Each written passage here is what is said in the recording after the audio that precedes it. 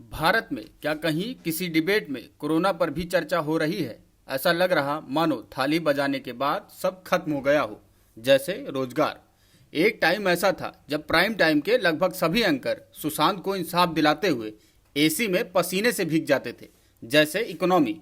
31 अगस्त को केंद्रीय सांख्यिकी मंत्रालय ने जीडीपी का आंकड़ा जारी कर दिया था। तब से लेकर अब तक कितने न्यूज चैनलों ने इस पर डिबेट की और कितने एंकरों ने पसीना बहाया, ये आप जानते हैं। और अगर नहीं जानते तो अच्छा है, मैं टीवी ना देखने की सलाह दूंगा, क्योंकि देखने से टीबी हो सकता है। अगर फिर भी आप देखना चाहते हैं तो यूट्यूब पर एक चैनल है क्रूर दर्शन, जो टीवी पर होने वाली डिबेट पर रिसर्च करता है। क्रूर दर्शन यानी दूरदर्शन का उल्टा क्रूर दर्शन। आप वहां से ये डेटा देख सकते हैं। वित्त मंत्री निर्मला सीतारमण ने इसे एक्ट ऑफ गॉड कहकर सिर्फ सरकार को सवालों से नहीं बचाया, बल्कि उन्होंने उन एंकरों का बैंक बैलेंस भी संतुलित किया जो सरकार से सवाल पूछने पर असंतुलित हो जाते। 5 ट्रिलियन इकोनॉमी का दावा करने वाली भाजपा सरकार जीडीपी को नकारात्मक करने के बाद वजह कोरोना को बता रही है, जबकि इकोनॉमी की हालत पूर्णतया तालाबंदी करने से -23.9% हुई है।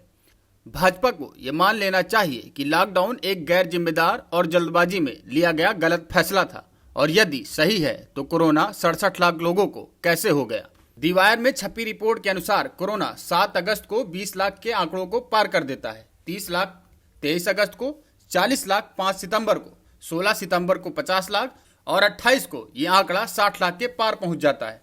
तब लॉकडाउन कैसे अच्छा फैसला था।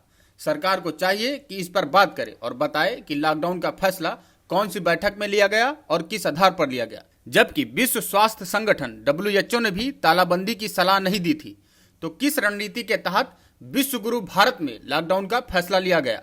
लॉकडाउन की वजह से करोड़ों लोगों की नौकरी चली गई और हजारों लोग मर गए। सरकार के पास न मरने वालों का डेटा है और न ही नौकरी खोने वालों का। कितने डॉक्टर और पत्रकारों ने अपनी जान गंवाई, किसी का कोई डेटा नहीं है। Centre for monitoring Indian economy का डेटा नहीं होता तो आप यह भी नहीं जान सकते थे कि सैलरी क्लास पर क्या गुजर रही है। Centre for monitoring Indian economy के महेश व्यास का कहना है कि 24 मार्च के तालाबंदी के बाद सबसे अधिक मार इसी क्लास पर पड़ी है। अप्रैल में लगभग 12 करोड़ लोगों की नौकरियां छिन गई थी, जिनमें से 9 करोड़ दिहाड़ी मजदूर थे। तालाबंदी के बाद बहुतों को काम मिलने लगा, मगर कमाई इनकी कम होती चली गई।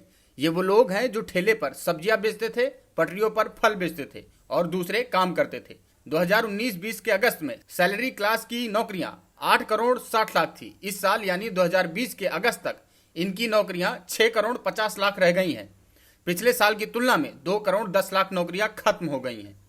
ऐसे में वो लोग जो लॉकडाउन में फंसे थे और सैकड़ों मील पैदल चले, जिनके परिजनों की मौत लॉकडाउन से हुई हो, उनको हर साल 2 करोड़ रोजगार छीनने वाली सरकार को जवाब देना चाहिए।